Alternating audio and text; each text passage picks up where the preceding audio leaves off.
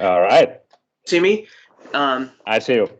They say avoid legal snags by telling people they're being recorded. So just to make it clear, we are recording this. Welcome to the show, bass player to bass player, on Comcast 21 and YouTube channel, Todd Goldfinger. We're gonna promote you too as well, man. We're gonna get your websites out there.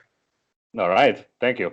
Oh yeah, definitely. So let's tell the audience who is Roberto Badoglio. You got it. Just a bass player, composer, teacher living in Berlin. So how did we meet? How did that happen? We met in a session I was running, and hopefully I will still run after all this mess with the coronavirus. I think a few years ago, 3-4 years ago. When was that? You came there to join the session to play a little bit. I joined in. I just sort of bombarded myself with coming to the session because I had no idea what was going on. It was called Art and Schutz, right? Art and Schutz Theater, yes. Right, which is like the best place around the corner from you. Yes, you did allow me to drive, but we won't, describe the circumstances of that, of course. Yeah. Well, it was a wonderful night. It was a great night, though. It was a great night. You had to drive for like 1 kilometer. So, but thank you anyway for that. Thank you. Great. But, I didn't know that there'd be these legendary musicians playing there, I mean, we had, so you played with, I got to get your CD. Where is it? It's right there. Turbines. First, we got to talk about Berkeley, like where you went to school, where you grew up, who you are. Start. I'm getting the CD. Start. Okay. Tell the audience. Tell everyone who you are. Come on. I'll be right back. Hold on. All right. Maybe I wait till you come back. I mean, it's like talking to an empty image. I'm talking to your bass, basically, now. So here's the, this is the CD. And this can also be found on Spotify and many other places as well. And this is a great album. The first song, of course, is Berlin, which is, where we met at that awesome music club, which is a great place for people who, well, it's closed now, so I can't even advertise it. But yeah, Art and Schutz. It will open again, from what I heard. Yes, that's that's a nice project I did together with Biossi Class, you remember, guitar player. He was also with us that night. From Iceland. From Iceland, well, half German, half Icelandic. And also with Steve Hunt, which is this real legendary keyboard player. Used to play with Alan Holsworth, Stanley Clarke, all those jazz fusion big names. And now he's a teacher at Berkeley. And it's like some kind of a mentor for me. And then with Virgil Donati, which he doesn't need any presentation. Amazing drummer. So for Steve Vai as well. Also for Steve Vai, and then Alan Holsworth as well. That's how Steve and Virgil, the connection was there. They know each other, yeah. And that was a huge work.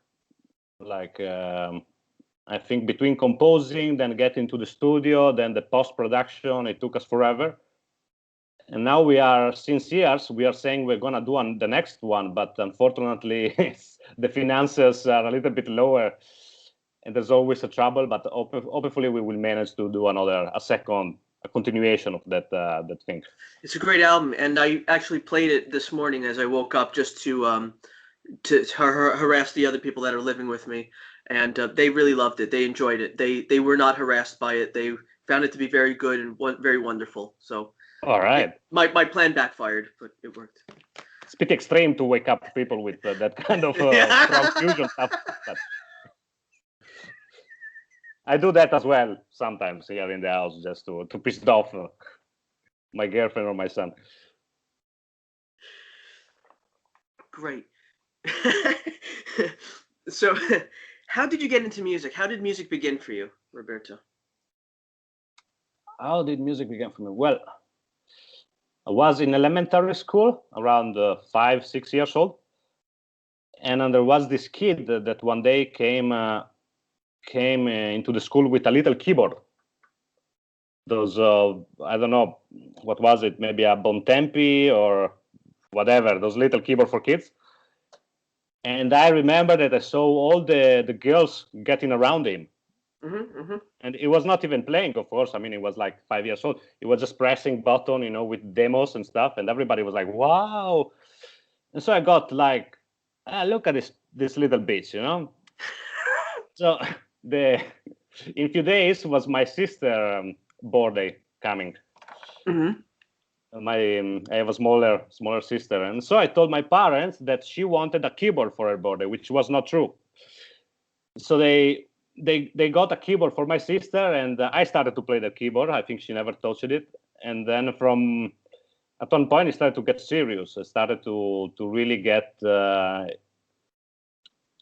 into the whole music thing, and I started to take piano lessons. Then I think when I was around 13 years old, I switched to bass guitar, which it's funny because I didn't, until 1 year before or a few months before that, I didn't even know what a bass guitar was. And that's kind of interested me. But then I saw one lying around in a rehearsal space in Italy, and I just picked it up, and I thought, oh, that's pretty cool. I mean, I can stand up when playing this. I don't have to stay on the keyboard, I can jump around. And so, yeah, then I started to play bass guitar, and I rented one in the local shop we had in Italy. And then, like I would say around 16 years old of age, I mean, before that, I wanted to be like a rock star or something, I was also yeah, I know. Singing in a band, which was quite doing okay, I have to say. We were young, but kind of good. And playing bass. I was the singer and the bass player. And then when I was around 16 years old, I went to see, there was something like, what's the NAMM show that you have in LA? It was something smaller, but in Italy, really smaller, much smaller. But there were two guests. There was Dominic Di Piazza, and was playing there in the stands, and Daryl Jones from Miles Davis and the Rolling Stones. And at first, when I saw Dominic playing, I was like blown away from this technique that he had and these runs he could play and all these chords. And I didn't know you could play that kind of stuff on bass. I really didn't. I mean, I already knew Jaco and Stanley, and I was really into that. I started to get serious about bass because of them. But then when I say Dominic, in that moment, I kind of decided, no, it has to be in my life, this thing. Like, I want to be like that. And I want to be a bass player, like being able to experiment and playing all this stuff. And then on the same day, I've met also Daryl Jones, which has an amazing groove and rhythm sense. And I was just blown away also by his kindness. And I had my bass with me and invited me to jam with him. So a lot of stuff happened on the day. And so I was, from a moment to another, I was jamming with Miles Davis, bass player, Rolling Stones bass player, surrounded by people looking at us. And I already had some chops, I guess, at the time. And Daryl told me something I will never forget. Like, man, when you play a solo, you got to tell a story. And then he started to play a solo. We were playing a blues with like half of the note I was using. And it was just amazing. I will never forget that. So from that day, something changed inside of me. And the whole idea of become a professional musician was much more intense. Before it was more like having fun, trying to get girls and stuff. But then from that day, it became like my main focus. After that, when I finished high school, I went for 1 year to a jazz academy we had in Italy, in Trieste, which was great. But unfortunately, they didn't have a bass professor yet. It was a new thing, and was just starting out. And the year after, I went to Berkeley, also for just 1 year. After that, I had some health problem, so I had to go back to Italy. So I could not keep the Berkeley thing going on. And it took me 1.5 years in Italy to fix all the shit I was going through, and then I was ready to start again, and I went to New York straight away. What year was that? That was Berkeley was 2005, and then New York went back when I would say 2000, end of 2006, maybe 2007. I don't remember really precise, but around that period. Yeah. Do you remember how much it cost to attend that school? I remember it was not cheap, and I don't remember precise how much it cost, but I remember how much. I mean, the whole thing, you know, because of renting an apartment and all that stuff. I mean, I'm glad I get some help from my parents, but it was not a cheap situation for sure. It was not a cheap situation, and but I'm glad I did it, because at that time there was a great vibe. I don't know now. I mean, it's been 15 years, so I don't know how it is now. Berkeley, I'm sure it's pretty cool. But at that time, it was a great vibe, and Matthew Garrison was teaching there. So Matthew became my main, like a big brother for me in that period. And we should know him from some. How do we know him? Well, Matthew Garrison is Matthew Garrison. Is like together with Dominic Di Piazza and maybe Schoolis Garrison. He's like in the 90s. Those are the guys who revolutionized the bass world in the jazz fusion. So Matthew Garrison is like a total innovator of bass guitar, and he played from Zawinul Syndicate to Herbie Hancock. Like, you name a name, and he played. And he just he invented a new language on the bass guitar. He has his sound, his own stuff going on, and is like some kind of he's also the son of Jimmy Garrison, who used to play with John Coltrane, was the bass player of John Coltrane. So so Matthew was like the main guide that I had there. But there were others. There was Joan Braquin, which is she's this pretty well known in the States, I guess, pianist. She used to play with Art Blakey and the Jazz Messengers, and I was playing in her ensemble. And then Hal Crook, a trombonist that also wrote many books about improvisation and stuff like that. And it was just great to be there for a period. Yeah. That's great. That's great. I actually wanted to go to Berkeley. I don't know if you knew that. Well, it's not everybody gets to go to Berkeley. I mean, I went. Yeah. You also have to think that Berkeley is just a school. I mean, it's not that that if you go to Berkeley, you'll come out that you're a great musician. If you don't go to Berkeley, you won't be a great musician. It doesn't work that way. Also, I mean, Berkeley is not the same Berkeley that used to be maybe in the 70s, I think. Mm-hmm. When I was there were a lot of classes which I didn't really understand, like hip hop classes or maybe some Billy Sheehan classes. But that would be great. I will definitely attend. Or maybe some Steve Harris classes, which I could definitely teach.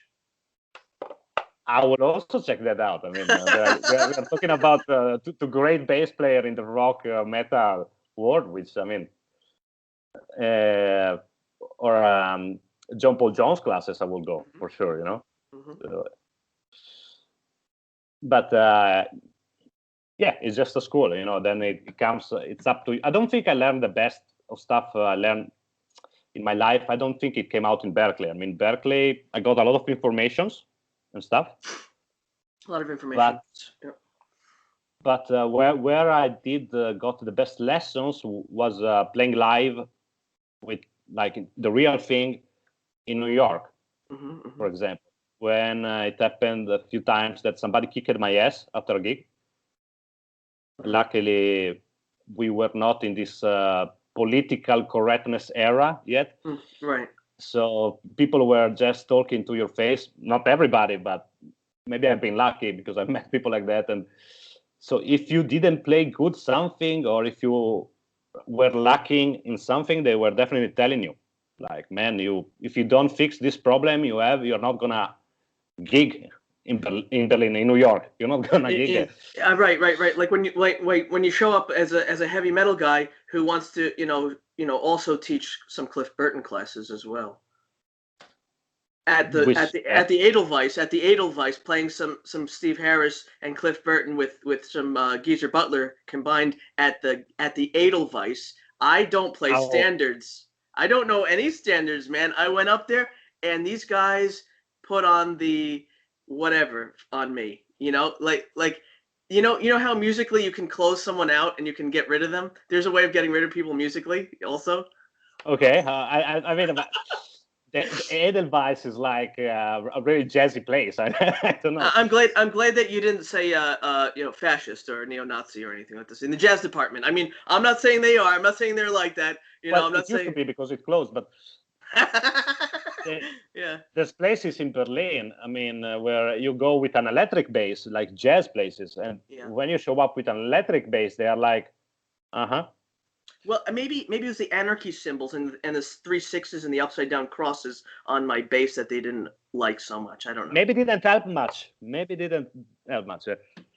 But that's definitely not maybe the place where to go and start to show off Steve Harris kind of thing, or Cliff Burton. They didn't go for the Trooper. They didn't get the standard, the Trooper.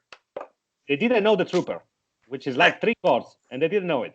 No, I mean it's like, hey man, where's the 7? Where's the 7, man? Where's the 9 and the 13? No. Well, actually, I'll tell you. When I walked into Edelweiss, the only reason I'm mentioning this bar, this place that's no longer with us, rest in peace, is that I showed up there with my bass. I didn't even take it out, of the case, and and I put it over there. And the big guy, I'm not even gonna say who it is. You probably know exactly who it was because I also drove them to Poland for a blues festival. Anyway, the bass player, who you probably know, big guy, and first thing he says to me is like, "Move your bass over there. Move your bass away from my bass." That was the first. As soon as I walk in, he says, "Take your bass away from my bass." And I said, "Oh." I was like, "Oh, I get it now. I'm outnumbered by these kinds of people now. Wonderful." Before playing a single note. Yeah, like putting the right vibe just into it, They wanted Autumn Leaves, and I was playing, fucking Rhyme of the Ancient Mariner, Yeah, and that clashes, a little bit, I guess. But no, that's they have their concept, which is more like on the jazzy thing. That's why in this session I'm running in Berlin, I tend to leave it more free. Still, it's jazz. It has to be improvisation, but maybe more on the fusion thing. If somebody wants to come up and do like your thing, that you do this kind of flamenquish stuff, we just try to follow you in a way, and try to make something around it, even if you're not a jazz musician, because I mean, music has to be fun also. It's not especially a jam session is maybe a celebration kind of moment of fun, and that's the spirit we try to have in that session in Art and Shoot. Sometimes shit happens also over there. I mean, I'm also sometimes had to be pretty unpolite with people, but take also in mind that be the host of a session is not that easy, because sometimes you don't know somebody that is coming, and that guy just start to ruin everything because he's on drugs or completely drunk or just a dickhead. So, or really into Iron Maiden. Or really into Iron Maiden. I mean, I don't want to defend the guys from Edelweiss, but just take also in mind it can be a pain in the ass, and you don't know how to behave. You should be like more like this kind of fascist kind of thing. Like, no, if I know who you are, you play. If I don't, you don't play. Which it sucks. Mm-hmm. Or you should be more like free, let everybody. But if you let everybody, a mess can start and the music can get really into shit. It's difficult. It's tricky to find that balance, was, yeah, it's tricky, but it's also fun. It's also fun to do it. So yeah, man, that's it. That's my education, how it went, Berkeley, stuff like that, and sounds pretty good. Berlin. We talked about jazz music. We talked about we got to talk about some of your current projects that are going on right now during the COVID-19 period that we're still in, or whatever they call it. Oh, now. Okay, yeah. Well, that epoch. Let's say I took the time to finally make. It's not finished yet, but to record a bass solo album. Like everything is done with bass, but sometimes you don't even recognize it's a bass because I used Ableton to make some sound design stuff in order to really make it sound like something else. And I need to keep going, maybe during the next lockdown. Then I had a lot of stuff to record for other projects that were standing there waiting. So I finished to record an album with Ali Kaita, which is an amazing balafon player that is here in Berlin. And this is a trio album, like jazz, Afrobeat, funk, really groovy stuff. And there was some stuff I had to correct, and I just I used the time to do that. Oh, a lot of stuff actually. Then an album with a band called Silent Jazz Ensemble. That's Silent Jazz Ensemble, yep. And then let me think, what else?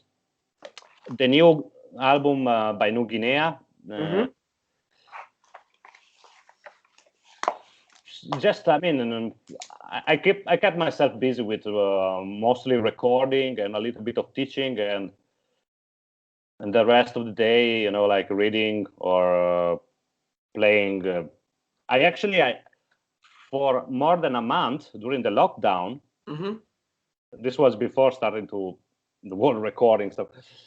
At the right beginning of the lockdown, I decided to not touch the bass anymore because I felt that I needed to refresh my playing, and I thought a cool way to do it was to take some distance from the instrument. So I lasted almost 1 month. Maybe a little bit less, but let's say 1 month. And it was pretty refreshing. Then when I came back, I was, I was really full of creativity, maybe, and that's why I started to record all this stuff. And now, hopefully, we don't get a new lockdown because that would be a mess, I guess, especially for the music scene, We'll see what happened. I don't know what's the situation there. I also hear that in New York. Quite, yeah. I mean, I think I haven't watched the news in a very, very long time. I sort of live in my own bubble. I just interview people that I've met along the way and things like that, and seeing what they're up to now, and some of the legendary artists that they've worked with as well. But as far as what's going on here with the lockdown, I would say that probably nobody knows what the hell's going on. They're waiting for a vaccine. Eventually that will probably come out. Probably later at the end of the year, maybe. Who knows? Nobody can even speculate. Who knows? Nobody knows nothing, right? Pretty much, right? Pretty much. That's it. That's it. I mean, I'm sure somebody knows something, but you don't know what to trust anymore. You get that opinion. It's just like, you know what? Fuck you. Right. You can. I mean, I know some people that went pretty nuts of all this situation that happened, like completely losing it. And I think it might have happened also to me during the lockdown because, I had like this big tour planned, like with really big concert, like little arenas and stuff like that with this band New Guinea. And then I had a lot of dates with Ali Kaita, this balafonist that I told you before. It was supposed to be a great summer, like woohoo! We're gonna make some money, and just tour and travel and have fun. And then everything was disappear. And then you start to get the question mark, like how I'm gonna just buy the food and like like we got lucky in Berlin. We got some help, a little bit of help, and we could just keep going with that. We will see what happens, but I just cross my finger we can start to play live again. I do have a gig on Saturday. Oh, great. Where? In B flat. B flat. I don't know that one. I don't think I've been kicked out of that one. That's another jazz club here in Berlin, in the Mitte area. I don't know what are the terms of the gig, like how they will follow the Corona rules and make the people. Maybe they will let less people in and put one table yes, one table no. I have no idea, but still, some little things are coming. We hope this. We hope because you and I know that people in Berlin don't give a shit about anything or anyone other than themselves and getting high and listening to techno music and just throwing their lives away. But imagine now that there's no techno music anymore. Thank goodness. Somebody had to pull the plug. Mother Nature, thank you very much. Thank you, Mother Nature. Thank you. There's some raves going on anyway. Yeah. Of course you're right. Of course you're gonna have these bozos, morons doing this. You know, you can keep it, as we say. Oh, you can keep it. What is Stugats? What is that, Mr. Roberto? What is it? What? Stugats? Stoccazzo. You mean? Stugazzo. It's like how can I translate to that? It's like stoccazzo. Like whatever. Really? Because people say around here, they say, "Oh, Stugats." They also say that's a lot of bacala. Oh, that I don't have any idea. Okay, you see, real Italian people. Bacala is a food, but stoccazzo is to say whatever. Usually, like fuck it. Mm-hmm. It's our way to say it. Okay. Yeah. I don't. Yeah. Why not? Use it. I mean, it's so music. There may be some Italian people watching this. So do you want to say something in Italian for everyone who's watching? Stoccazzo? No. Okay, so we talked about New Guinea, which the name we were going to talk about that as well, or something like that, and all that good stuff. Anyway, let's get to the bass. Let's play some bass. Let's do some bass. Okay, man. What do you want me to show you? So I'm curious now. People who are watching you, for the first time in upstate New York in Putnam County, this is a bass guitar. What makes this a bass guitar? We see 5 strings, right? Yes, on this model, there's 5 strings. Yeah. Just like this one. So what we might try to do is maybe you can show me something, because I'll show you what I can do, and then maybe how I can improve it with some whatever. I don't know how you do it with the thumb. That's the thing. It's a thumb thing that you do. Oh, okay. Yeah. I can show you that. Yeah. Okay. So I oh, it's so embarrassing now. Well, anyway, I do a lot of the Oh, I don't forget it. Let's hear you play. Come on, let's hear you play. But if you wanted to know about that technique kind of thing, yeah. Can you hear it? Yeah, I hear it totally. I hear it perfectly, and I have no idea how you're doing it. Okay. Well, first thing I need to tell you is that since few months, actually, that was one of the new things. I started to play with picks. I use a pick on the thumb, and I'm experimenting with different kind of pick, like leather pick or all bunch of picks. So, but this thing actually could work even a little bit better, maybe without. It's just a combination of 3 fingers, but you can use 4 if you want. It depends. And I just do like 1, 2, 3. So like triplets in a really fast motion. So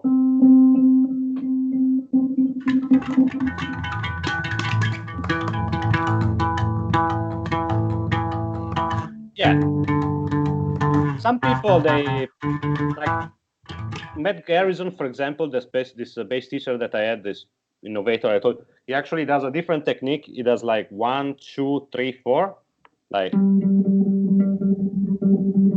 But I didn't want to copy him, so I came out with my version of this thing.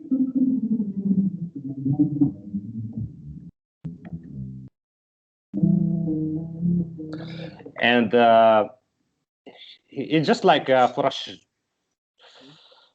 I also listened a lot of Paco de Lucia in my life, so I kind of wanted to get that kind of thing, And also with the pick, I have the solution of also just doing like, like a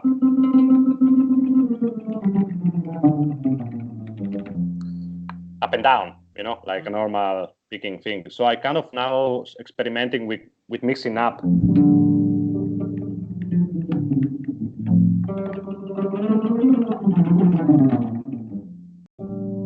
Well, oh, I like that. Like, what are some of your favorite modes and scales? Oh, man, modes and scales. My favorite. I like all of them. I just don't have a. Let me put it up. I don't have a favorite mode and scale. I actually.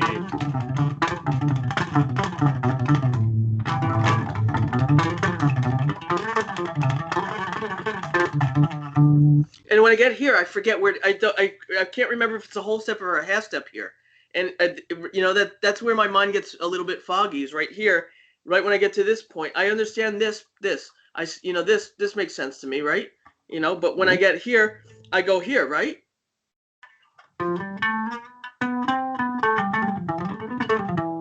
And it's on that sort of Lydian thing.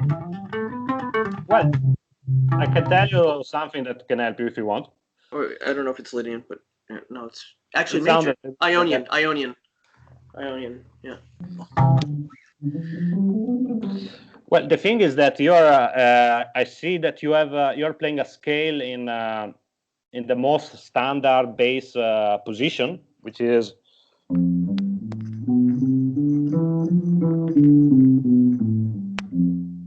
I just played a Lydian because you mentioned that. So it's like 2 notes, 1 string, and then 3. And something I realized is that this is not the best way to learn scales on bass, because it makes you stuck in positions. So you're stuck with a single scale here, here, here, here, in all the different positions, but you don't see the whole picture. I mean, you have a lot of stuff, to cover. So the best way, a suggestion I can give students is to first start to practice scales playing 4 notes for string. So like a major scale from C, you go like.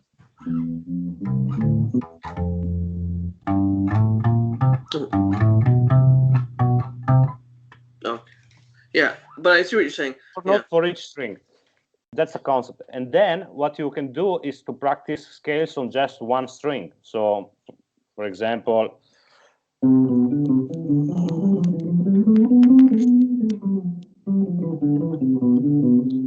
a normal major scale. Sure. Then, sure. Once you're comfortable with that, you start to play the same scale also on the string below. So.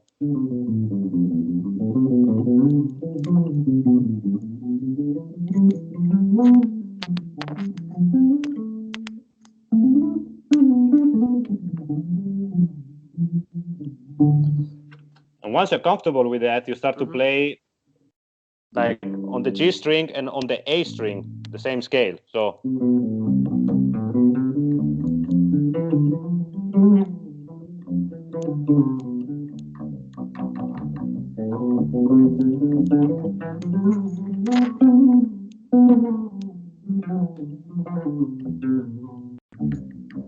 So you have this big jump. It's good. Yeah. Now, when you mix, this stuff like the 1 string, 2 string approach and stuff with the 4 note scale, then you know the scale, because then you really start to see where you have to press your finger. And this thing that you described to me, that when you are going up at one point, you start to get confused. It happens a lot, because also a lot of, I think maybe when you go up, there's if you fuck up, it's like really people, they'll notice it. They'll notice it. It's not like when you're down. Because you're really like assigned to a scale at that point. Like you're really like in the grid, in the matrix of whatever is going on. Stepping out of that, everybody will know. Exactly. And then the more up notes you have, and the more is clear in the mix also, Yeah. So the only way to get rid of that fear is to really get confident about where a specific scale is all over the keyboard, Mm. the fingerboard, all over the fingerboard. And what helped me was to practice in this way, like one string approach, 4 notes for scale. And I don't have really some favorite modes, to go back to your question, but I can tell you that I love to explore some mode from Olivier Messiaen, the composer. He came out with some really strange, still symmetric scales that they have a really strong sound. Like, just if you play around that scale, you can picture movies, American movies from back in the days, which had soundtracks that were based on those colors, and for example, and I'm trying to see how to use those scales in a more, but at the end, you know what is it, Todd? If you think too much about stuff when you play, like when you're performing, then it gets shit. So the best thing is always to practice this stuff at home and then go out and play and don't think about nothing. So I still yet didn't figure it out how to use this particular scale. I can show you one scale.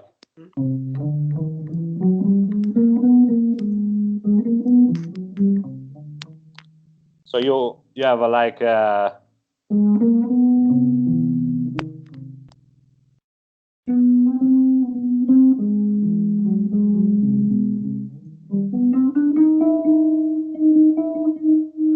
have a really particular intervals. You have a major third and a minor third. You have like a minor 7 and a major 7. Really particular modes with a really strong color. Those are the one I like. Or I like a lot the augmented scale, like which sounds kind of similar also to what I just played. But in general, when I play, I start to think more in terms of intervals. Which note comes after why? I don't think why. I mean, I just play it.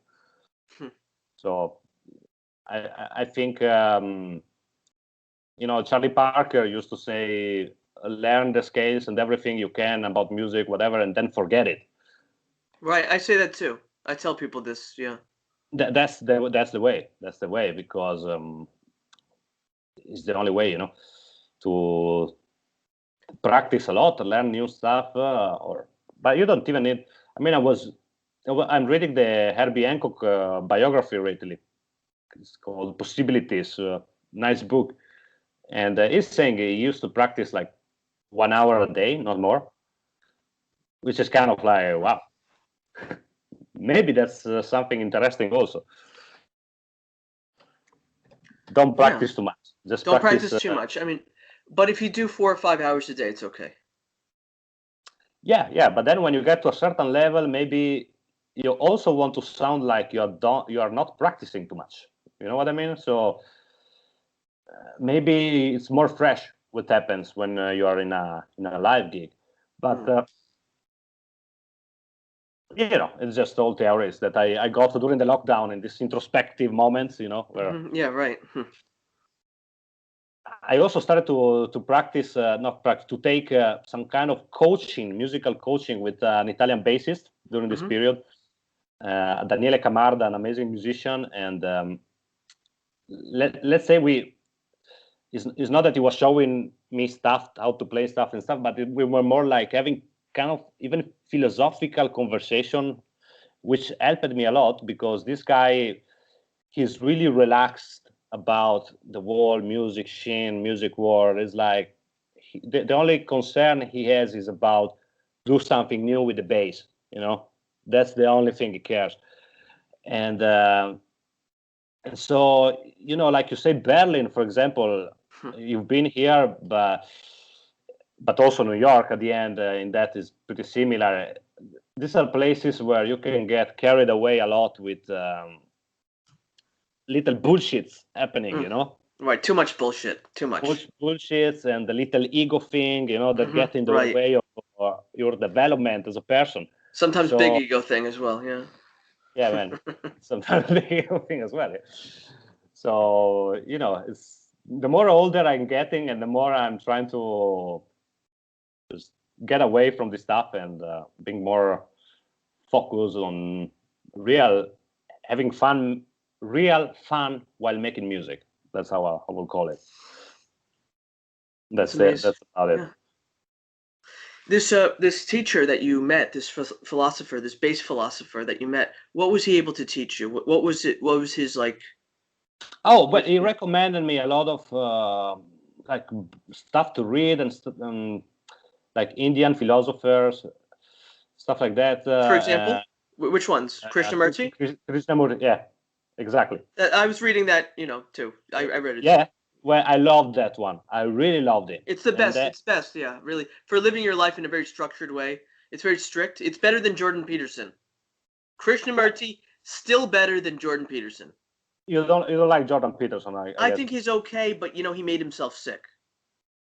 Yeah, I heard that he went a little bit out, but I did enjoy the book that he wrote, like the Rules to Survive. Some part was kind of nice, I thought.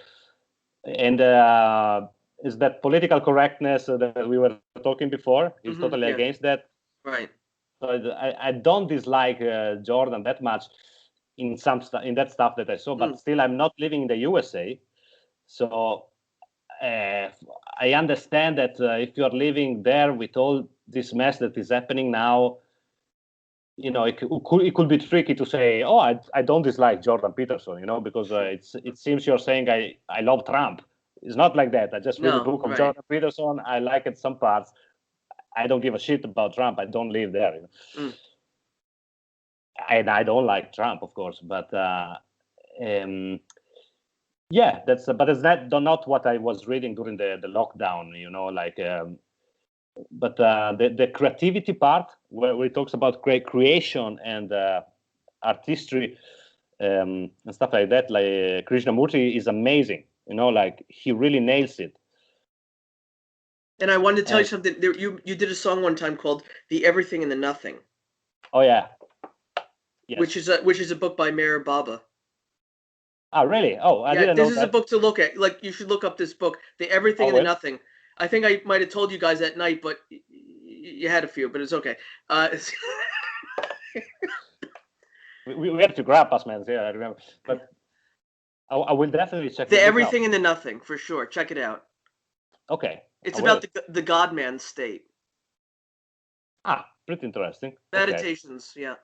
Meditation, stuff like that. Yeah, that helped me a lot lately, I have to tell you. And then other things we were discussing was how to get into the zone. You know, so getting rid of the ego and being able to be in the moment, not just when you're playing. I think this is important in life as a rule, you know. And we are often so carried away with bullshits and iPhone and this and that and that and that. We are not living anymore in the moment. So you know, this is all thoughts that comes to you when you are like in a situation that or you start to think about stuff like that, or you go completely nuts because you don't understand what's happening, you know, in the world, and you see everything collapsing and your job collapsing and stuff, and you're like, okay, or I go crazy, or I start to look inside myself and swim out of this situation, you know. So definitely it was really helpful to talk with Daniele, with this bassist, and then, you know, of course we talked about more musical related thing. He's also he used to play like a 7-string bass, you know, like, and we both came to the conclusion, like talking, that rhythm in music is the most important thing at the end, you know. And and this is something I got to the conclusion already before. It's like at one point you realize that before you were asking me about modes and stuff, and but I think what's lacking a lot maybe in music education, especially here in Europe, it's they don't teach you a lot of rhythmical stuff. They are too focused on the harmonic aspect of, which is really important as well. But I think anybody that starts to get serious about an instrument should do like 1 year of Indian studies, like Konakol and stuff like that. And African studies as well. African studies. And African studies as well, and the world most polyrhythmic. Definitely, yeah. And Middle Eastern music as well. All these different kinds of, everything, Slavic music, everything. Yes, absolutely. The Balkanic stuff, and just learning how to tap. Not just. And then when you have a great foundation on that stuff, you can start building up on it. That's great. So we could do some tapping, maybe. So.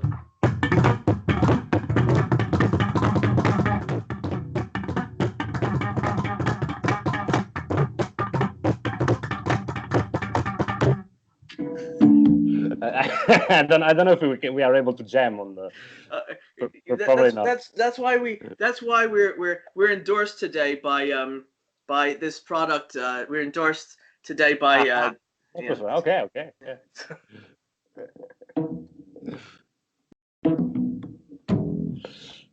Yeah. That's.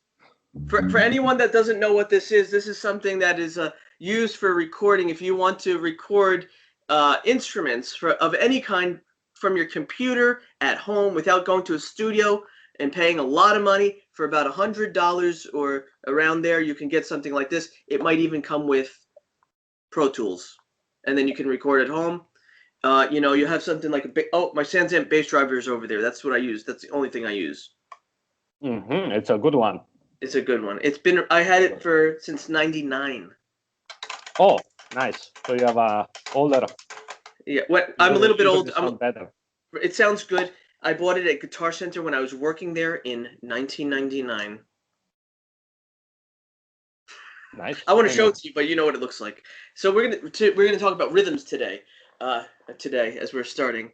So we're doing some kind of a bass thing. We're doing everything: philosophy, bass, life, everything. All right.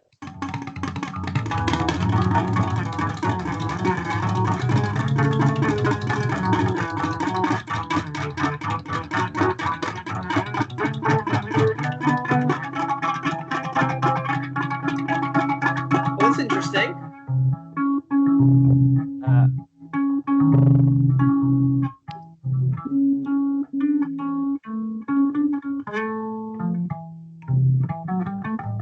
I mean, if you go into, then it could become atonal, I mean, all that, all that stuff, microtones and things. I noticed what you were doing. You did this sort of like I don't do many of these, but you do like one of these things. You're able to do this. Yeah. I was never able to do. I didn't do it on violin, and I never did it on the bass. I don't know what it is, but some people can do it. Well. On this bass, I have a flat strings, which they might help on that. Okay. And also, you mentioned microtones. I'm using really super thin strings in order to.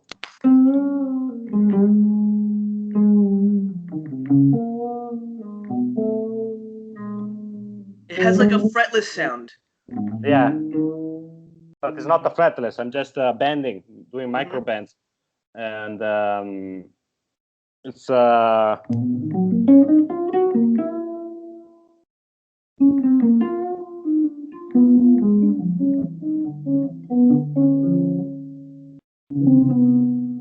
can also do a chord, like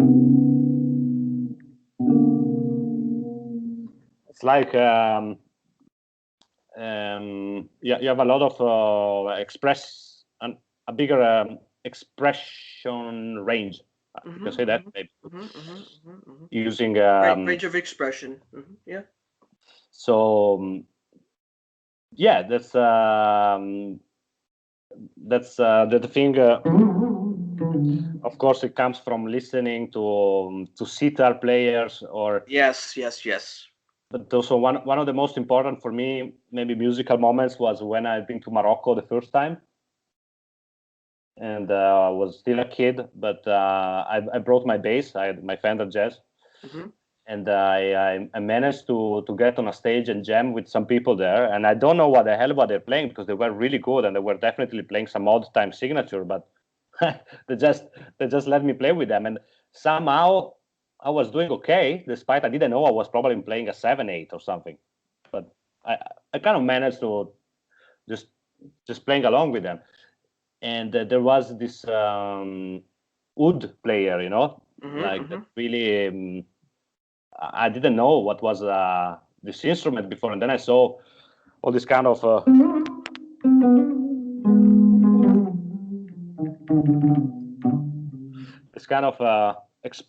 power, in every note that was one of those moments also that you're like, okay, why not trying to do that stuff on bass guitar? And definitely, I'm not the first one who had that idea. Like all the greatest that I mentioned before, they are also.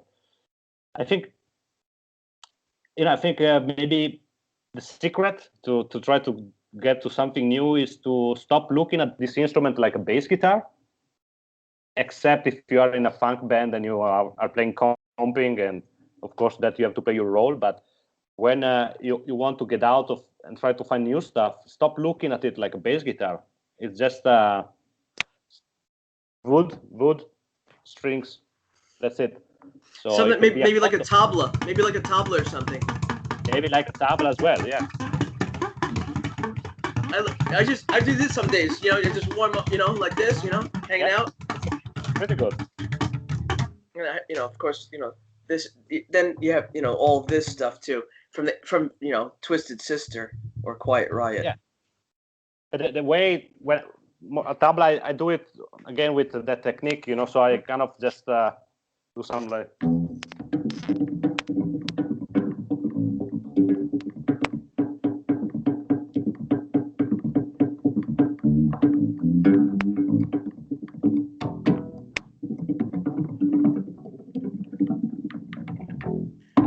Wow.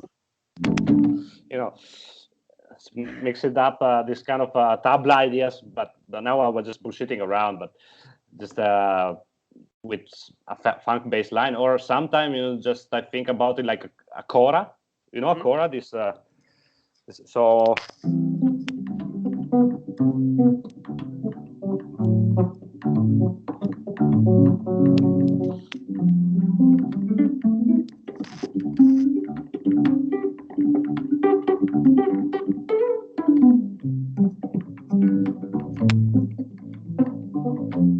So kind of doing that rhythmical thing, but on a harmonic structure, or putting some harmony, not just ghost notes like.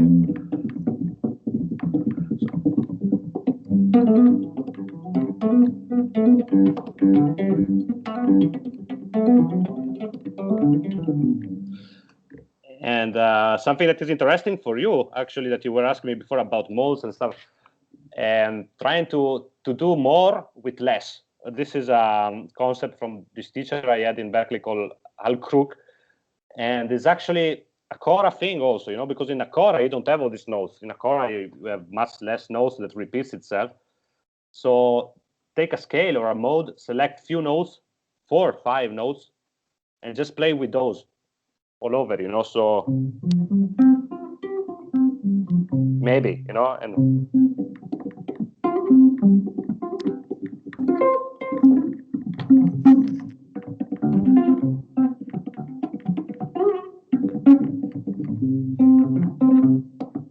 whatever.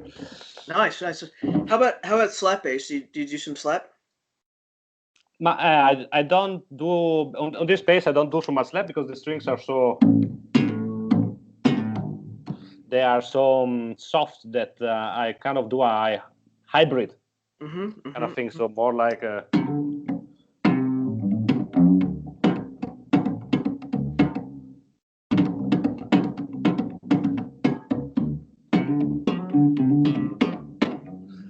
But it's basically I do.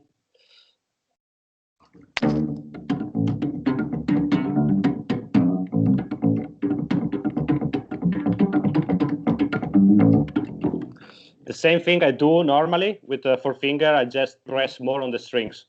What about this shotgun technique? What is it? It's like down, up. I can't do it. I don't know. The only thing I can do is yeah, right. Pick. Yeah, you know what I mean. Yeah, I just do it with the pick now. This they call it shotgun technique or something. Yeah, this kind of thing. It's like the Victor Wooten thing. I don't do that much with the thumb, but more with the pick up and down, and just press stronger to get more that.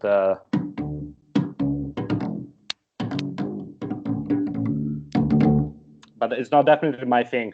Yeah. It's not definitely. Yeah. People probably ask me to ask you if you know how to play the theme from Seinfeld, even though it's done with a synthesizer. I used to be able to do it. How is it? Something like this, Yeah, we're definitely getting sued now. We're getting sued by Larry David for sure. And yeah. Yeah. Very good. That was wonderful, wonderful. Anything else you want to show us or teach us today? Bass secrets? I don't know, man. What can I cook? We're talking about scales. We're talking about rhythmical stuff, about the tablas idea. Yeah.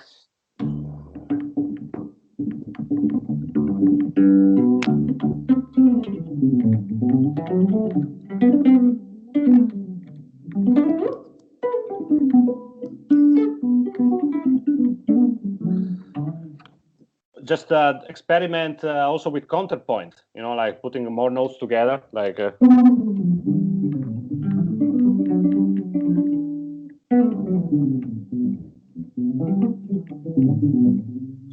and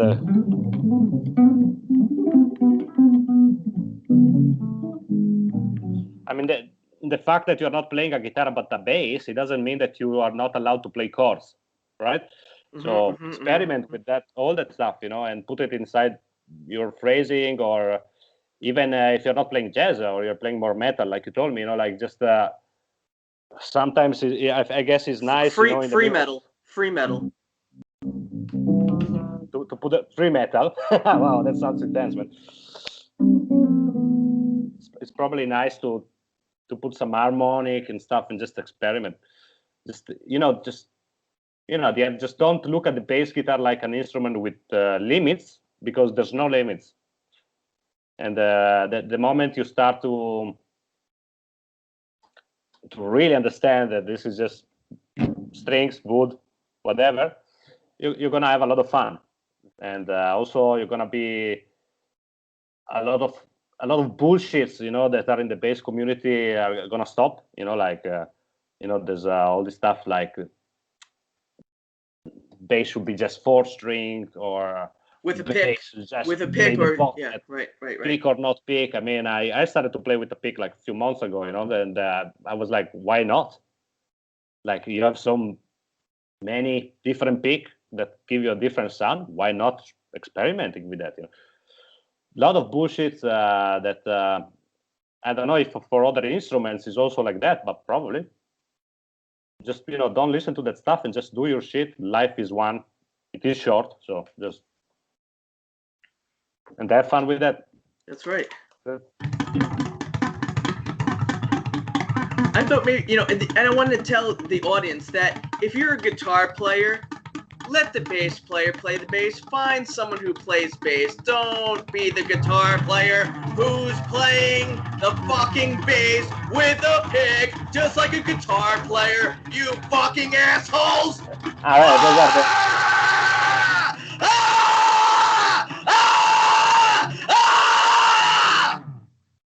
That had to come out. I agree with you, man. I agree with you. Those fucking 7-string guitars, no? Yeah. What the fuck? But they could say the same when we start to solo and go up, They could say the same about us, Right. So. They don't want me. They don't want any. They don't want too much. They don't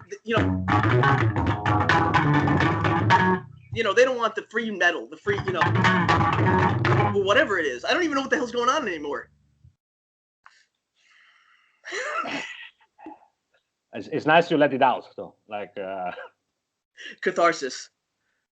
Guitar players, terrible people, man. Wow. Yeah, they can be real bullies, They may get all the girls, you know what? But they make us stand in the corner and play 3 notes. They make us do this. They make us they just want.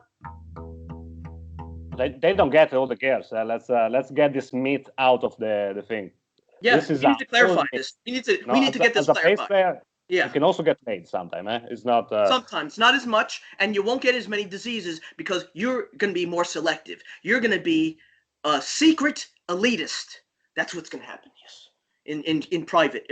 You'll be playing your bass, yeah, of course, going out there, turning up the bass a little bit more every time, a little bit more, a little bit more, a little bit more, louder, a little bit louder, a little bit louder, a little bit louder, a little bit louder, a little bit louder. And then, then the guitar players are like, I'm supposed to be the star. I got kicked out of Blackland. Okay, they had a meeting about me. Seriously, this is a true story. This is another club that said no more Todd Goldfinger. So, I got up on stage and I played the Trooper, but I played it a little too aggressively. I ran up to the front of the stage and, played to the whole audience, of course,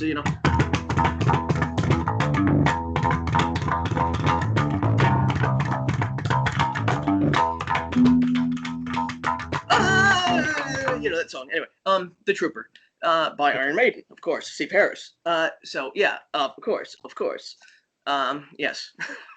I forgot what the point of the story was, but so I played too hard. I played too hard for Blackland. They said the bass player's not supposed to. I actually stepped on the toes of the host, who was a bass player. And when you outshine the host, they have a secret meeting about. They have a not so secret a meeting. They had actually a meeting where they voted and it was a voting whether they were going to have me come to the open stage as a person who just shows up.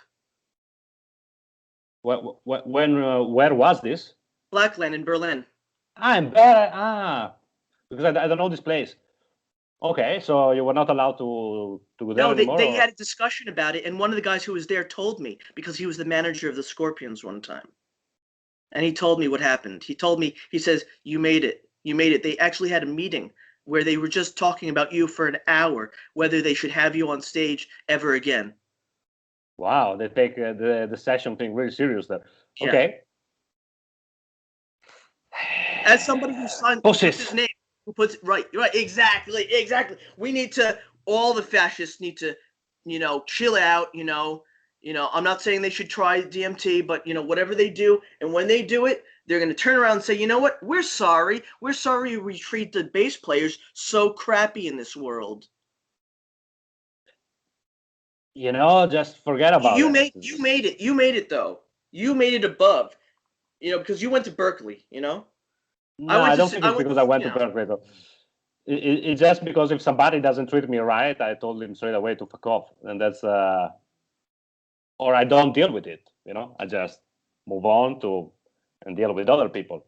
Yeah, I think we are all. How can I tell you? This is something in Italian makes sense. I don't know in English.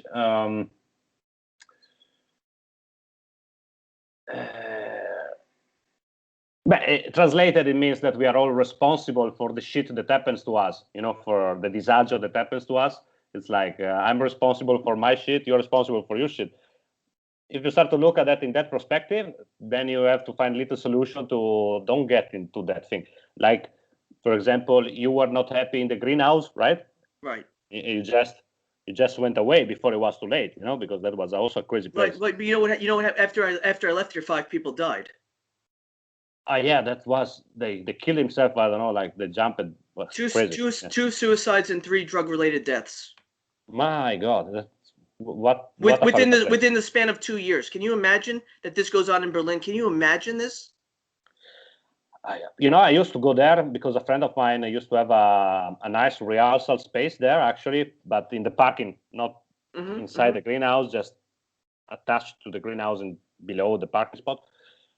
And all the time we went there, I could say that it's a place with a really strong vibe. I don't know what kind of vibe, but was really something really. And they used to have a great session too there happening for a period. I don't know if every night for 13 months playing improvised composition in real time, you know. Yeah, but I think after you left, they had a great, more like funk kind of thing going on. Right, urban bass, I think it was. Yeah, on the top floor, and then it moved. That was a great session, but yeah, that place has definitely a strange, strong vibe. So I can understand you. Very you are in dark this vibe. place. Yeah, it's a dark frequency, I would say. Yeah, a dark frequency, and you are there, and you don't like it, and at some point you just get away, you know. Yeah, but it's not easy to leave. It's like Hotel California. Don't say I didn't warn you. That's also a point. That's also a point. It's also a point. But still, you made it. So. Yeah, with the help of my family who got me out of there, you know. Also. I wouldn't have survived. I wouldn't be here talking to you right now. Seriously, I really thought it was over. Really, it was so intense. Wow. It was that. Yeah, I really thought it was over. What the man? I didn't think I was ever. I didn't think I was ever getting out of there. I was actually supposed to leave in July, but you know, I'm not even going to get into it. You know how they convinced. You know, I was convinced to stay by somebody who was up there, and I did it. And you know, whatever. You know, personal assistant to what's it? The Hans Christian Andersen fairy tale of the Emperor without Emperor's new clothing. It was like this. You got to tell the guy, no, you're not fat. No, you're not disgusting. No, you're not sexually harassing women. You know, stuff like that. You know, right? Wow. Well, I'm glad you're out. The stories to be told. The stories to be yeah, told. you should write a book about it. Yeah. How I survived my. How long have you been there?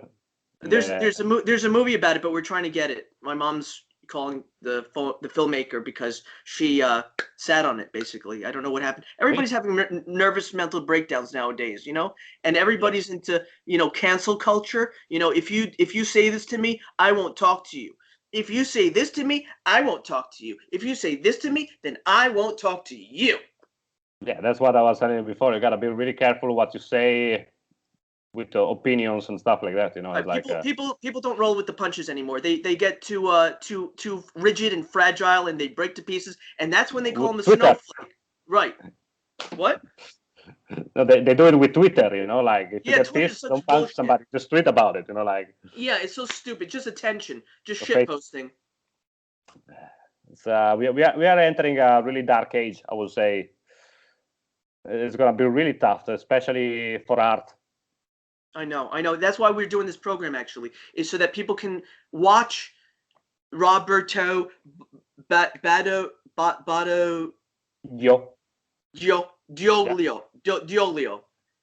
Badoglio. I hope I got it. And we're going to promote you now. Now we're going to promote you because you made it through 1 full hour. So now we promote you. That's your reward now. It's your achievement.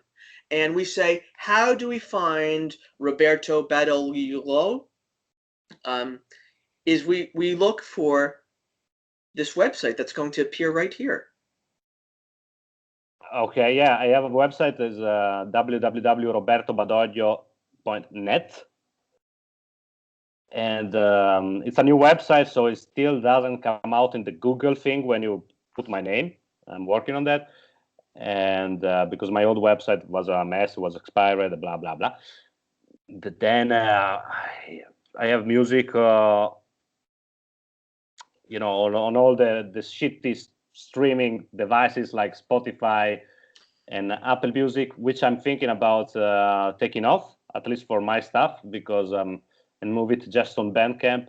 I think this should be something that every musician should start considering doing, because if we all do it together, at least I'm not talking about Beyoncé or Britney Spears, I'm talking about who plays like real music.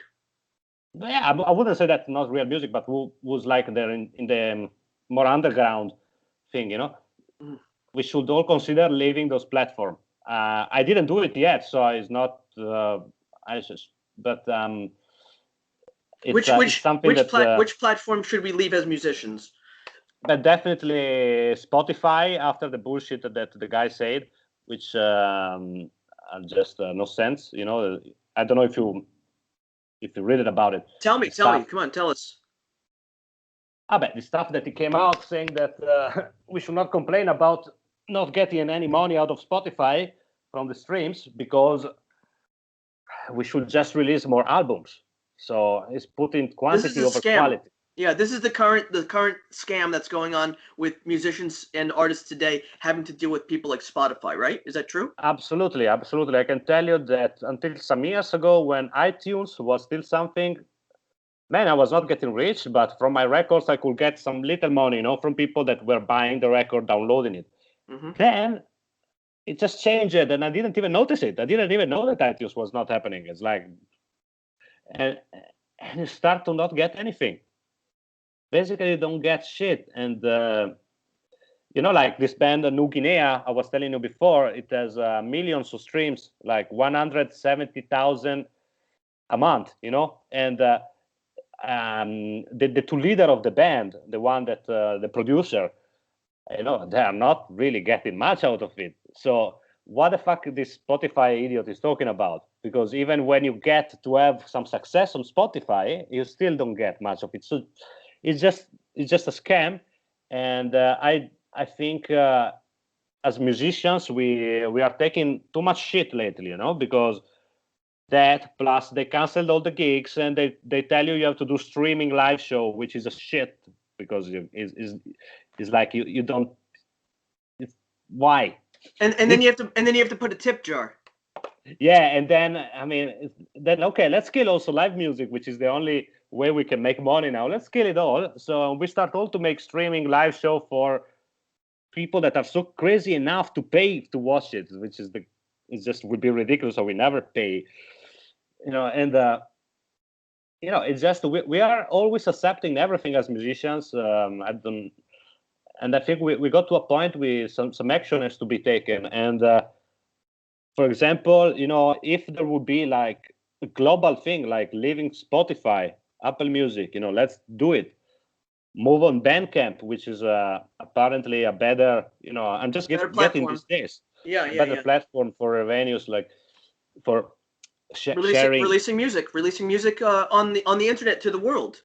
Yeah, I remember I subscribed to Bandcamp like many years ago, and I put something on it, but it's just like then I stopped using it because nobody was talking about and nobody was using it. Yeah. But I hope this is gonna change, and now, but we have to keep talking on medias about this. Yeah, it's true. It's true. People have to understand that in very clear words, very clear text. We would say in German Klartext, we would say that basically Spotify, people who are using Spotify, the artists are not getting any money whatsoever. They're probably getting a few cents, and that's it. And even ones who have, how many millions of plays do you have with your band? With New Guinea, just the bassist there, but they have, I guess, I'm not sure. I didn't check, but it's some millions. I know that monthly is 170,000. So it's a lot. It's a lot. The album is doing great, and talking with them, they told me, man, it's not.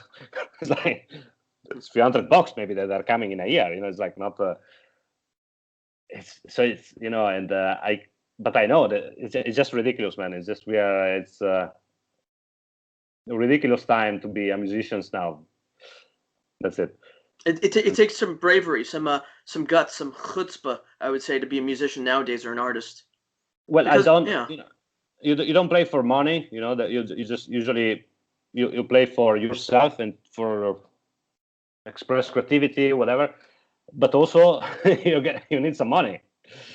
I know that we are doing something that is not that useful in a capitalistic society, because it's not like that you are useful to the economy of a place, Right. Especially as a jazz musician, playing little gigs and releasing your albums and stuff is not that the economy gonna collapse if you stop. But I think that if we leave that music and art all together, the stuff to die, like we leave the musicians to die, because music will never die probably, but it's gonna be just more shit. And if we leave that this whole thing to die, and that it's gonna be a really dark time ahead, So let's be careful about what. Let's hope and pray for the best and keep playing our instruments, right? Absolutely, man. So in closing today, I would like to say thank you so much, Roberto. Thanks to you, Todd. Keep the bass alive for all the Let's bass keep the players. music alive, man. And being a bass player is not just having the instrument. You can also be a bass player in your heart and your soul, because anybody who's been disenfranchised or downtrodden or thrown into the corner and said, "No, you play these notes that the guitar player wrote." I'm not mentioning which heavy metal bands do this. Big ones. Well, big fascists. Fascists. Fascist. Do we say fascistos? Fascistos. Fascisti. You know what I do when somebody like a guitar player comes to me and gives me notes, written notes, I just throw it away like that meme on Facebook. I really do it. I love it. I really do it. All right, my man. I gotta keep going. Yeah, thank you, man. Thank you for doing this. Thank you for being part of it. Thank you for watching. Sure. My like pleasure. And subscribe. Cheers, man. Thank you. Cheers. Peace.